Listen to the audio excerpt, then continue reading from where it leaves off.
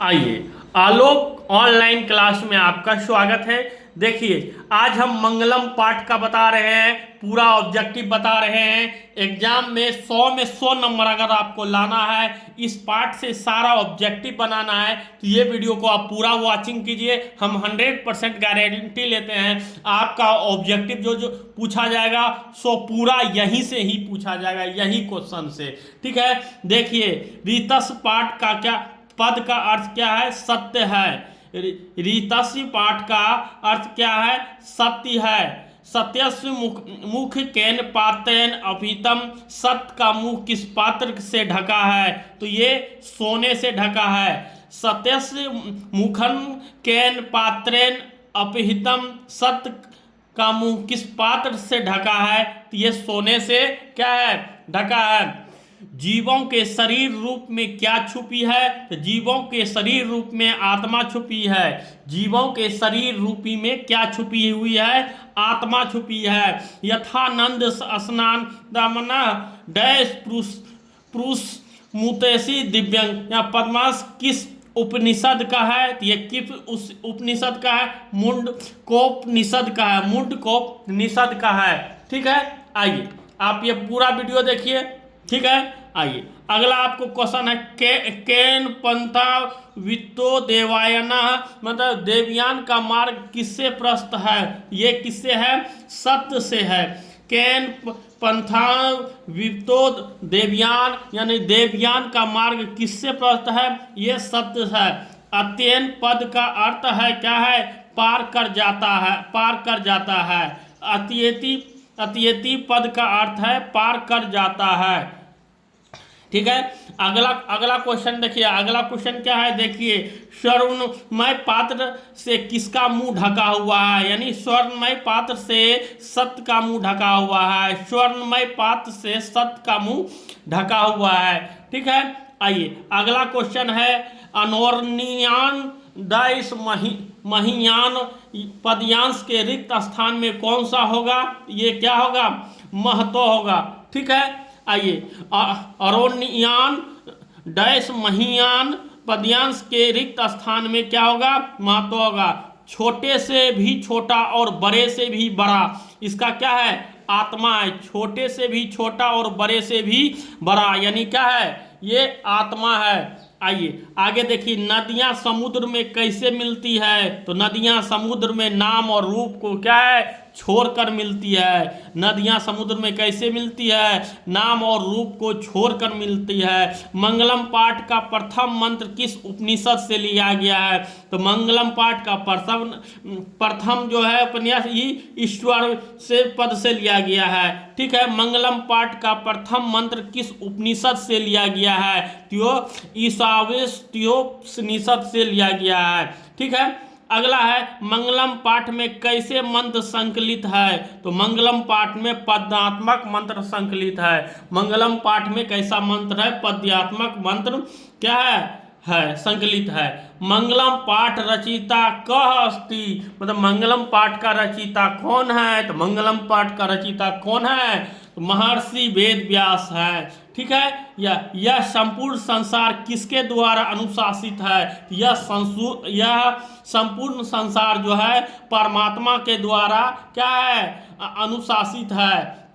यह संपूर्ण संसार किसके द्वारा अनुशासित है? तो परमात्मा के द्वारा क्या है? अनुशासित है। उपनिषद कृष्ण महिमा प्रधान गीत, ये क्या है? परम पुरुष से, यानी उपनिषदे कृष्ण महिमा प्राधान्य गीते, यानी परम पुरुष से ये है। सत्यमेव जयते किस उपनिषद का मूल मंत्र है? यानी सत्यमेव जयते किस उपनिषद का क्या है? मूल मंत्र है। ये मुंडकोपनिषद से है। सत्यमेव जयते किस उपनिषद का मूल मंत्र है? मुंडकोपनिषद का है। ठीक है, हिरण्मय येन पात्रेन डैश दृष्टे, इस मंत्र किस उपनिषद से उद्भव है? तो ये मंत्र है ईशावास्योपनिषद से है। ठीक है, हिरण्मये पात्रेण डैश दृष्टि, यह मंत्र किस उपनिषद से उत्पत्ति हुआ है, उद्भव हुआ है? तो ईश्वार्ष्योपनिषद से हुआ है।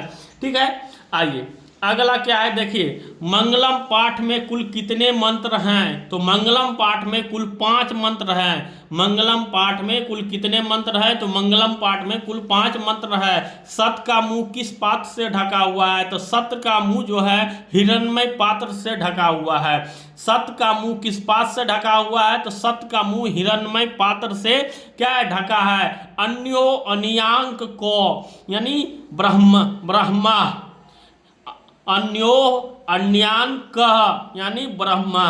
ठीक है, अगला देखिए, की जय ना प्रत्यंती, किसकी विजय नहीं होती है? तो असत्य का विजय कभी नहीं हुआ है बाबू, असत्य का विजय कभी नहीं हुआ है। सत्य का विजय होता है लेट से, लेकिन होके ही रहता है। किंग जय ना प्रयोपनिषद यानी किसकी विजय नहीं होती है? तो असत्य का विजय नहीं होती है। आइए अगला है, कह महतो महियान अस्ति यानी का है ये आत्मा का है। कह महतो महियान अस्ति यानम अस्ति, यह आत्मा का है। की जयते, किंग जयते किसका है?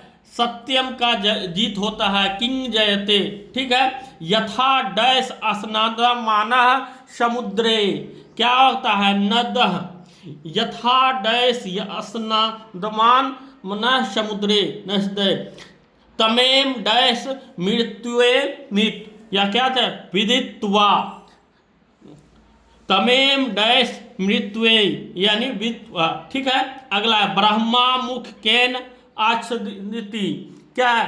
पात्रेन है।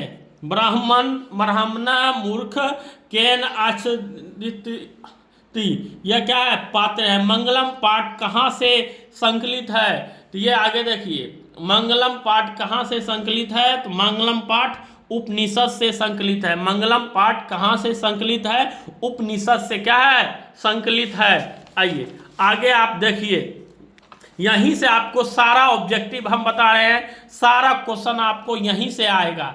ठीक है, आगे देखिए, अरोन्याम महत्व डैश महिमान मातम, मतलब मंत्र किस उपनिषद के संग्रहित है? तो ये किस उपनिषद से संग्रहित है? कठोपनिषद से क्या है? संग्रहित है। और अरोन्यान महत्व महिमातम मंत्र किस उपनिषद से है? कठोपनिषद से है। अगला देखिए, नदियाँ नाम और रूप छोड़कर किस में मिल जाती है? तो नदियाँ नाम और रूप छोड़कर समुद्र में मिल जाती है। ठीक है, नदियाँ नाम और रूप छोड़ के समुद्र में मिल जाती है।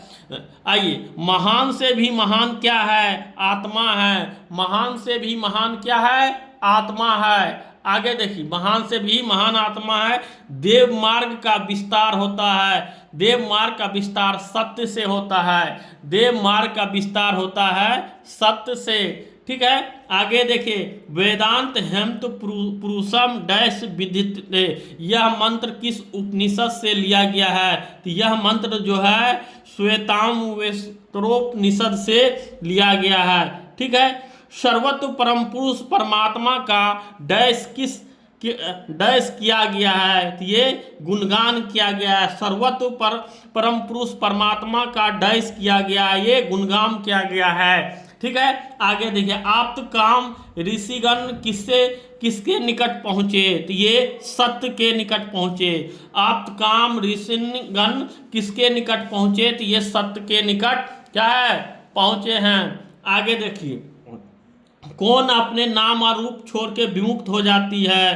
तो ये होता है, तो ये विद्वान है। ठीक है, कौन अपने नाम रूप से विमुक्त हो जाता है? तो ये विद्वान होता है। विद्वान लोग जो है जब अपना अध्ययन करते हैं तो वे विद्वान की श्रेणी में आ जाते हैं। आत्मा के स्वरूप एवं निवास का वर्णन किस दोहे में किया गया है? ये द्वितीय दोहे में किया गया है। आत्मा के स्वरूप एवं निवास का वर्णन किस दोहे में किया गया है? ये द्वितीय दोहे में किया गया है। सत्य के महत्वों को बतलाया गया है, तो सत्य के महत्वों को तृतीय दोहे में बतलाया गया है। सत्य के महत्वों को बतलाया गया है तृतीय दोहे में ये बतलाया गया है। जीव एवं आत्मा के बारे में किस दोहे में बताया गया है? तो जीव एवं आत्मा के बारे में चतुर्थ दोहे में बताया गया है। जीव एवं आत्मा के लिए कहाँ बतलाया गया है? चतुर्थ दोहे में बताया गया है। आत्मा मनुष्य की हृदय रूपी है, यानी गुफा में अवस्थित है।